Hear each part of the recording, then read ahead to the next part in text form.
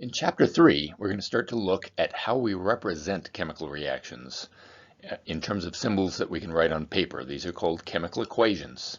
And by the end of the chapter, we'll see how this very simple way of representing chemical equations can be used to our advantage to make predictions about the outcomes of chemical reactions. Things like how much product gets formed when this reaction takes place. How much reactants do we need in order for this reaction take place, and we can measure those amounts in terms of mass of reactants or products, or in terms of numbers of particles of reactants or products. In this talk, we're going to focus on sections 1 and 2 of chapter 3 about how do we write chemical equations, what do they mean, and how do we balance chemical equations. So first, let me just explain the difference between the term equation and reaction. A chemical equation is something that we write down on a piece of paper. So this is an example. Oops. Here we go. This is an example of a chemical equation. We write down these symbols to represent the reaction between hydrogen and oxygen. This is a simple example of a combustion reaction. That's as opposed to the reaction itself.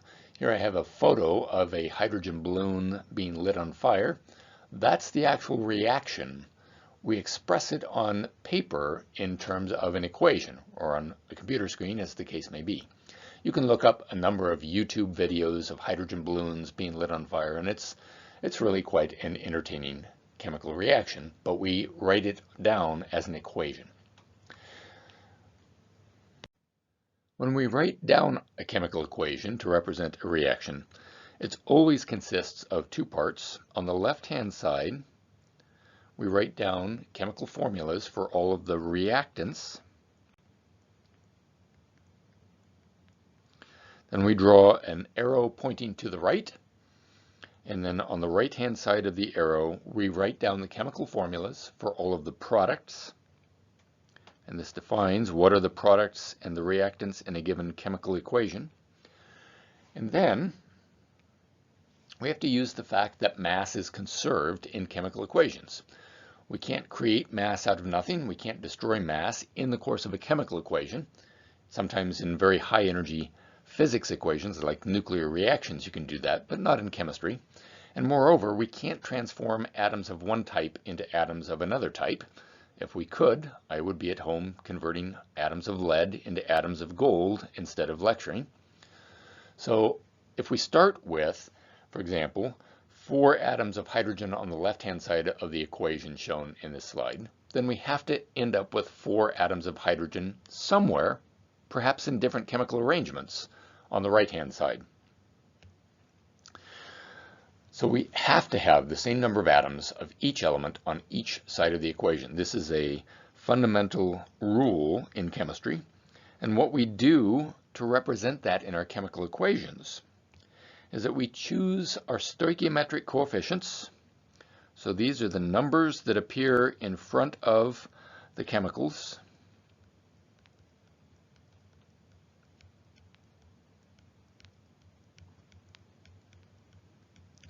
Which tell us how many of each of the formulas in the equation must appear in order to maintain the equality of the number of atoms of each type of element on each side of the equation. Notice that I don't really have a number in front of the oxygen where I've just underlined. Anytime a number is missing, that's an implied 1.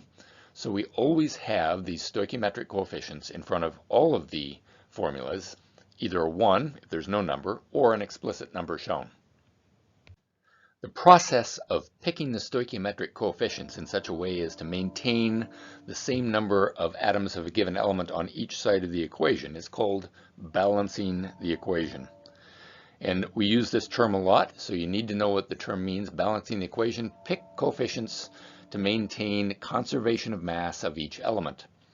When you do that, you will always be changing the number in front of a formula and never one of the subscripts in the formula. If you were to change the subscript in a formula, what you do is you change the identity and properties of the chemical. You're changing the chemical. You're making a different chemical equation and no longer representing the reaction that we meant to represent, because maybe hydrogen peroxide is not a chemical actually involved in the reaction at all. water is, and we just need two of them, two molecules, in order to get the right number of atoms on each side of the equation. So all that is involved in balancing equations is counting atoms. Make sure that the atom count for H is the same on the left and the right. The atom count for O is the same on the left and the right. And once that is done by changing the coefficients, you have balanced a chemical equation. So let's just work our way through a few examples of balancing chemical equations. Let me start by defining what we mean by a combustion reaction. A combustion reaction is a reaction with oxygen to produce carbon dioxide and water. And I've shown the outline of a reaction here on this slide. It is not yet balanced. When balancing combustion reactions, the easiest way to do it is to balance it in the following order. Balance carbon first, and then hydrogen, and then at the very last we're going to balance oxygen. And one reason why we balance oxygen at the very last is because we know we always have O2, and we can change the coefficient in front of that without changing the balance of any of the other elements. And so by saving that to last, it guarantees that we'll be able to finish up and balance all of the elements. So let's just work through this. If we go in order carbon, hydrogen, oxygen, I count the number of carbons on each side of the equation. On the left I have 1 in the methane, and then on the right I have 1 in the carbon dioxide, so that's balanced. Hydrogen, I count the hydrogens. There's 4 in the methane on the left, but there's only 2 in the water on the right, so I'm going to put a coefficient of 2 in front of the water so that I now have 4 hydrogens on each side of the equation. So now I've got carbon balanced, I've got hydrogen balanced. Now all I have to do is balance the oxygens. So I count the oxygens in the carbon dioxide, there's 2. I count the oxygens in the water, there's 1 per water, but there's 2 waters, so that's 2 oxygens.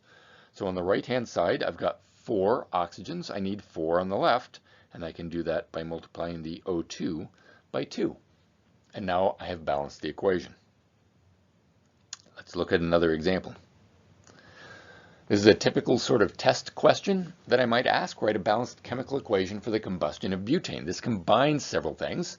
First of all, you have to remember what the formula of butane is. We talked about that in the last chapter. Then you have to remember what a combustion reaction is. I just gave you that definition. That is something I expect you to remember.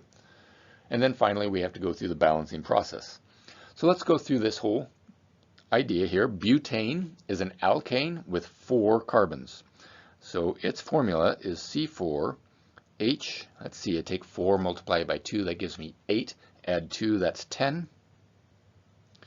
A combustion reaction is a reaction between this and oxygen to produce carbon dioxide and water. So there's the outline of my chemical equation, and now I just have to balance it. So I start with carbon. I've got 4 carbons on the left. I need 4 carbons on the right, so I put a 4 in front of the CO2. That's the only way to balance the carbons. Now I count the hydrogens. On the left I've got 10. On the right I have 2 in the water, so I need 5 times the water. Now I have 10 hydrogens. So now my carbons are balanced, my hydrogens are balanced. Now all I have to do is count up the oxygens on the right. In the CO2 I've got 4 times 2 or 8 oxygens, and then I've got 5 oxygens from the water, so 8 plus 5 is 13. So I multiply my O2 by 13 halves, and I've got a balanced equation. You can use half integer, that is an integer divided by 2, as a coefficient in front of any diatomic element, and that's fairly standard practice. Or if you like, you could multiply this entire equation through by 2, and that would give you the balanced chemical equation in terms of the lowest possible integer stoichiometric coefficients. If I multiply through by 2, it doesn't change any of the balance. Let me just write it off to the side in a slightly different color. I could have 2 C4H10 plus 13 O2 goes to 8 CO2 plus 10 waters, and that's just a different form of a balanced chemical equation. Let's try one more. Let's write a balanced chemical equation for the combustion of ethanol. Same idea. You have to remember the formula, you have to remember what combustion is, and then balance and order carbon, hydrogen, oxygen. So let's just do it. Ethanol. That's C2H5OH. That's one way of writing it. Combustion is a reaction with that and oxygen to produce carbon dioxide and water. Balance the carbons first. I've got 2 on the left. I need 2 on the right. Balance the hydrogens. Make sure you count the hydrogens everywhere. It's 6 hydrogens on the left. So I need 3 waters to give me 6 hydrogens. Count the oxygens on the right. 2 times 2 in the CO2 is 4, plus 3 is 7. But don't forget to count the oxygen in the ethanol. That's 1. I need 6 oxygens from the O2, and that's 3 times O2. So now if we count up the carbons, we've got the same number of carbons on each side, same number of hydrogens on each side, same number of oxygens on each side. We have balanced our chemical equation. Sometimes when we write chemical equations, we want to indicate the physical state that each chemical is in during the course of the reaction. This becomes very important when we look at the thermodynamics, or the heat involved in chemical equations. It won't be super necessary at first to include this. I'll be very clear when it has to be included and when it's only optional to include this. But we use what we call state symbols, either a G, an L, an S, or an AQ, all lowercase and enclosed in parentheses after each formula if we want to indicate the state of matter.